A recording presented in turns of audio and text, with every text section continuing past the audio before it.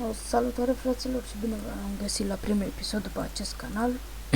Astăzi o să vă învăț cum să faceți să aveți mai multe FPS-uri pe orice joc. Pe ce joc vreți voi. Deci, prima dată vă duceți aici, scrieți Graphics Settings și o să vă duc aici. Aici o să vă selectați jocul, aici puneți Classical App sau Desktop App. Eu CSGO, dați Browse, să zicem CSGO, intrați unde l-ați instalat și îl puneți pe High Performance, dați Save, intrați pe joc și o să aveți câteva frame-uri în plus. Deci a doua metodă este dintre This PC, dacă nu scrie aici This PC, bam, dai click dreapta, proprietăți, am 6 GB RAM, nu vă luați de mine, dați aici la stări și dați pe Adjust the Best Performance, dați Apply și o să aveți mai multe FPS-uri în plus. Da, eu o să las cele două astea, așa, ok, și gata.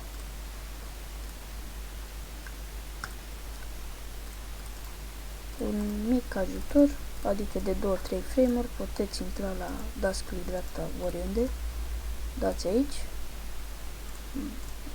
aici, vă duceți aici și vă puneți doar o singură culoare. Deci dați aici unde este background, solid color și eu am pus negru ca să nu pun roșu. Uite, dacă pun roșu, gen, nu știu, e urât.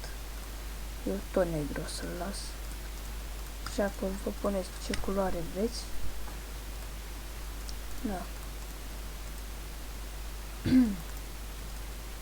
Și o să intrăm pe CS să vedem. Da, nu cred că o să meargă foarte bine pentru că am 6 GB RAM și o să moară.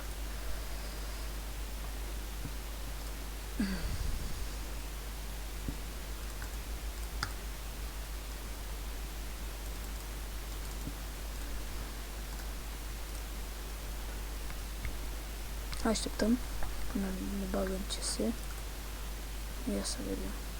Ok, ne bagă. Ok, intrăm. Frumos, intrăm pe CS.